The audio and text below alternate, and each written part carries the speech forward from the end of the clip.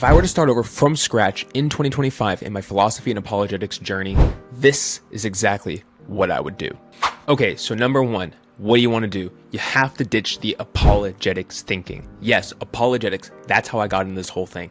I didn't even just get into apologetics. I started out at the lowest tier, and sorry to throw shade on the young earth creationists who, the anti-evolutionist crowd, but that's where I start. I started in that debate, and I thought that that was the only debate that was possible to be had. I thought that every Christian was a young earth creationist, etc. and so forth. That just shows the indoctrination. But you don't actually have to start out that way. And if I were to start over at age 14, I'm age 25 now, this is actually how I would do it. The first thing you want to do is ditch apologetics thinking. You don't want to think like an apologist. Now, what does that mean? Aren't I an apologist?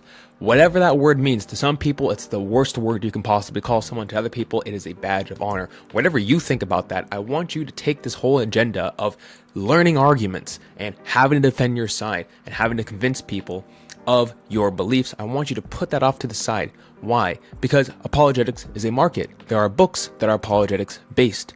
The issue with apologetics based books and apologetics specifically only content is that it leaves out the necessary nuance that you're going to get from studying the material that is behind the content in those books. So what you want to do actually instead is ditch the apologetics thinking, I'm no longer doing apologetics. You are now doing philosophy. You are now doing the thinking. You are now investigating the issues and the subject matter at hand. And again, this is not to throw shade at apologetics as a sphere. What this is supposed to do is supposed to give you a jumping off point that's going to serve you better. I'm trying to cut down the amount of time. Listen, I had to reinvent the wheel multiple times to get to where I'm at right now. You don't have to. I can get you there in such a short amount of time if you just focus on this few things. So the first thing is ditch apologetics thinking. So where do we go from here? Well, where we go from here next is there's a few YouTube channels that I think are going to really benefit you in your journey and are really going to be worth watching and rewatching. The first one is The Majesty of Reason, ran by Joe Schmid. Joe Schmid is a graduate philosophy student. I think he's right now pursuing his PhD, and he has a plethora of philosophy of religion-based content. Philosophy of religion is simply the field that discusses all things, the philosophical foundations in a religious context. This is atheism versus theism. This is going to be anything of the philosophy of different models of God, problem of evil, etc., and so forth. This is where the nitty-gritty, the real arguments are discussed. And this channel is really, really good because Joe himself is an agnostic. He has no dog in the fight as far as lifting up the theists or lifting up the atheists. He has all kinds of scholars on, a variety of scholars teaching on a bunch of different issues. You can learn probability theory, epistemology, metaphysics. There are debates. This is a great channel to learn from and to watch and to rewatch and to study. Why? Because it's going to get you out of that apologetics thinking, and you're going to see a thriving community in the comments. Sometimes these comments are so insightful, you can actually engender greater connections in your mind about what you are watching simply by reading them alongside what you are watching on the channel. There are more than enough videos for you to occupy your time with. That's exactly what I would do. I would go to The Majesty of Reason and I would start there. Second channel I would watch is Capturing Christianity by Cameron Bertuzzi. Simply what he does is he exposes you to the intellectual side of Christianity. He does it just like what Joe Schmid does, but he's been doing it for a long time, having a plethora of scholars on, ranging from historians to philosophers to scientists, teaching in their specialized fields, Q&As, lectures, and debates. This is really good because it is the upper echelon of anything having to do with apologetics. And that's where I would start. Really keen in on who are the people that these channels are bringing on.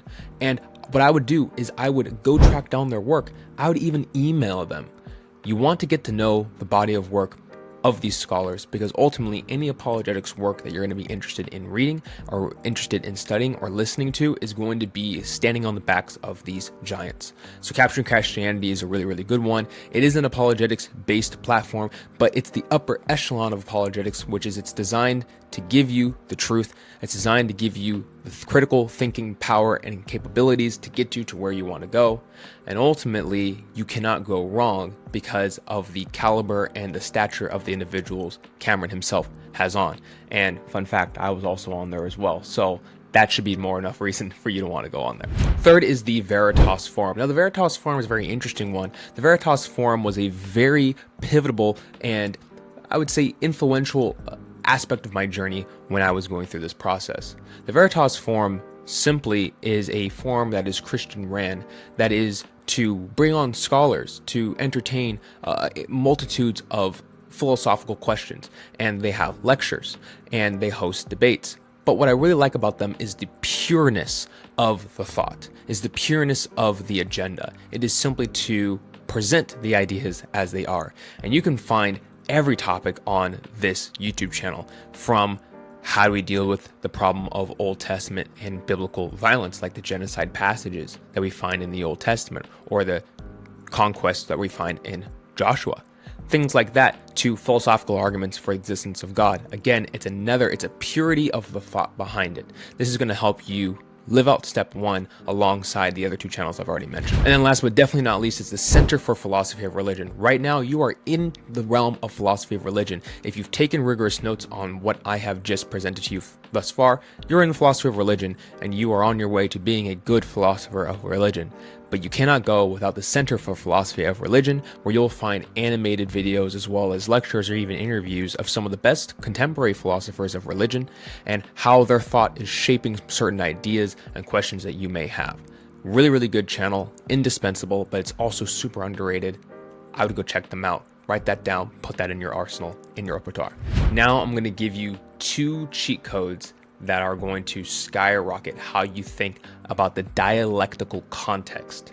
What is the dialectical context? It's how do we approach these rigorous philosophical and highly nuanced conversations in actual conversations, in discussion. You've heard of Socratic dialogue, where it's a series of asking questions, gaining feedback, and exploring somebody's view. But how do you actually do this with the complexities of the theories and the conditions and the nuances of these philosophical topics?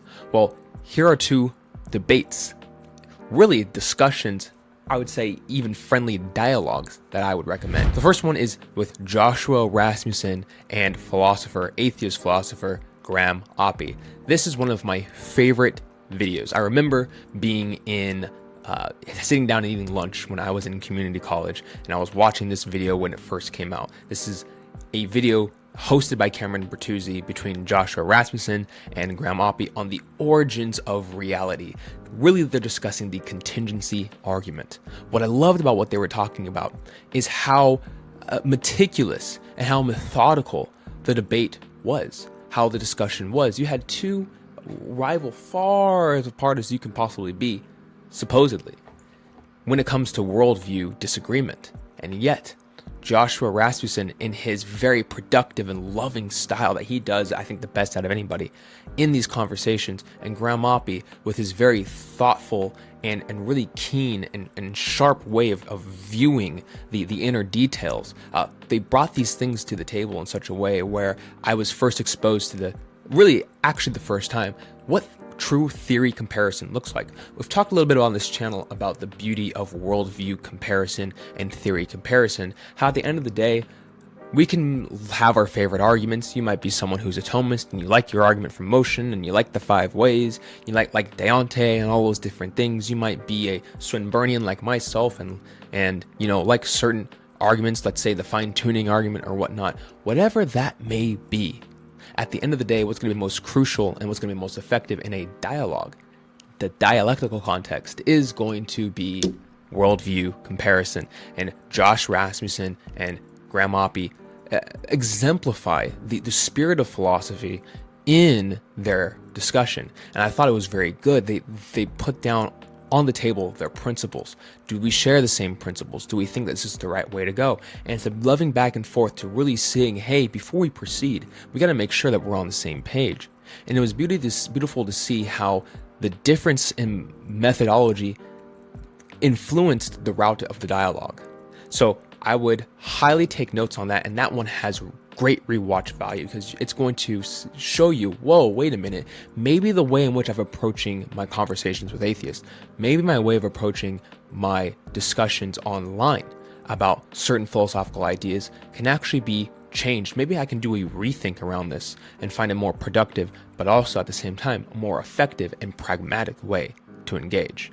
Ultimately, at the same time, it's going to give you the same destination that you want, which is really, you want to show the reasonableness of your worldview, and maybe you can even go farther than that and say, hey, some of these considerations actually positively confirm my worldview. Second of these videos, yes, Graham Oppy's back in the game, but we're swapping out Josh Rasmussen with Dr. Rob Koons.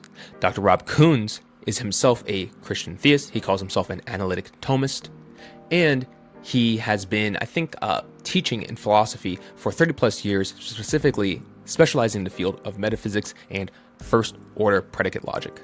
You really get to see the weight of the mind of Rob Koons coming into the discussion here, as well as Graham Oppy, and they do a great job. Then they do discuss a kind of cosmological argument. They really go into the depths of what we call a stage 2 cosmological argument, which is how we bridge the gap from there being a necessary cause or explanation of the universe to that being God.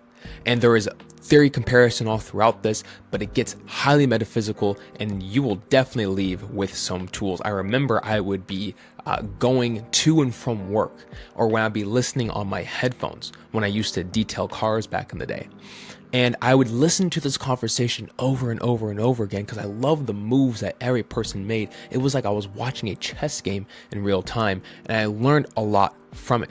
Regardless, as a theist, of course I disagree with Graham Oppy's conclusion, but regardless, as a theist, I love the way in which he approached the conversation. I love the way in which Rob Koons provided several pathways to get to the existence of God in this particular stage 2 cosmological argument setting. Rob Koons is someone you do not want to sleep on, because he is someone that has pioneered some really good work in defending cosmological arguments, which are one of my favorite, and they mean so much to me, arguments for the existence of God. And of course, I would not be the Swinburnian myself unless I recommended Swinburne's trilogy. Yes, Swinburne's trilogy. The Existence of God, The Coherence of Theism, and Faith and Reason. These are 3 books that every theist, as well as atheist, or any person investigating the philosophy of religion in a religious context, needs to read. Swinburne has done an innumerable positive impact in the philosophy of religion field, as well as apologetics, with his work. Anybody would know that in the 70s and the 80s, it was him and Plantinga in academia, knocking down doors, and it has given rise to so much work. And he is praised by atheist philosophers as well as theist philosophers alike. Specifically, the late Quentin Smith and also Paul Draper contend that if you're an atheist, hey, listen, you got to do your homework. And the best way to do that is to read Swinburne. Swinburne's The Existence of God is his grand cumulative case for the existence of God, duplicating the logic of science and applying it to theism. The Coherence of Theism is taking the core attributes and essential attributes of God and defending their logical consistency away from contradiction, but also an explication of a model of God for how to understand these different attributes. And then Faith and Reason is his book on the intersection between faith and doctrinal commitment and reason itself. Richard Swinburne has also written great works on epistemology and probability theory, which you see influences his work in these areas. And that gets us segueing right into my last little bit of advice here, which is you need to understand and study in and of itself the field of epistemology. That is right, the field of epistemology. That is the study of knowledge. That is the study of evidence. That is the study of what we call justification, which is how do we think of and conceive of having grounds for believing what we believe. We call that being justified. And there are many different theories of how to do that. The field of epistemology is the field you want to consult to dive right into that. Everything apart from your methodology is going to be influenced by epistemology. Epistemology covers a multitude of sins. Epistemology is what's going to have you understand the nature of evidence. Epistemology is what's going to have you understand the nature of scientific justification. And epistemology is going to have you understand how you can relate yourself to your own beliefs and ask yourself, do I actually have the reasons I think that I might have to be justified in what I believe? Ultimately, this is what's going to fuel the discussion. And if you've seen a lot of internet laymen, they do not have the requisite understanding of epistemology. And they throw around terms like burden of proof and insufficient evidence or sufficient evidence. They talk about these things, but they haven't studied the field itself that pioneers these ideas and the philosophical foundations of these views. So you need to understand epistemology, and one of the greatest philosophers you can read, contemporary and living today, is Dr. Michael Huemer. You cannot go wrong with any of his books. Just query Dr. Michael Huemer, epistemology, buy one of his books, read it 5 times, and you will be set, and you will thank me later. These are the ways in which you can level up in 2025. This is your learning plan. This is what you'll have to do. This is what you should do. And I am imploring you to go find the treasure, follow the light of reason by applying these concepts, and you'll find yourself at the end of 2025 being better off for it. Now, if you're really pumped by this and motivated and inspired to skyrocket your progress starting in 2025, I'd suggest get some training. I know it might sound strange, but there is actually such a thing as mentoring and coaching in this space.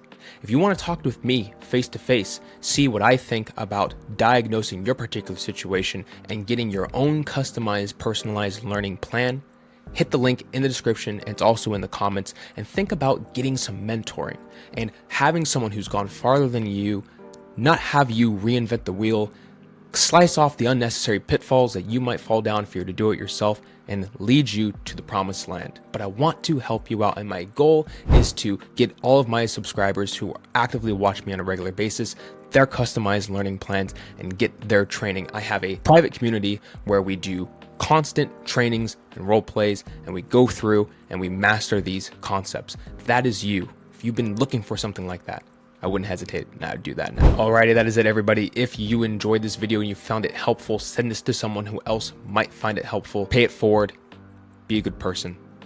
And like always, I'll see you in the next video. Well, congratulations, you made it to the end of the video. Listen, I know a lot of people that can make it through the first half of the video, but you made it to the end. You are the 0.00001% of people. That is not a small deal. Here's the thing. These concepts, they're not masterable in a weekend. They're not masterable in a single video. It takes time. But the beauty of this is that in the description, you will see a link that will say, do coaching with me. That is there for you. I want to customize you a plan to get you from A to Z in doing apologetics and doing philosophy well, going from the next level. All the things I've learned over the last 11 years of doing this every single day. If that is you, go ahead and fill that out. I want to help you and just to see if it isn't even possible for me to take you to the next level. Maybe you just need some resources. Whatever that is, go ahead and fill that out. I know you want to take it to the next level. I know you want to dive deeper because you're here at the end of this video. I will see you on the other side, and I will reach out to you within 24 hours of you filling that out.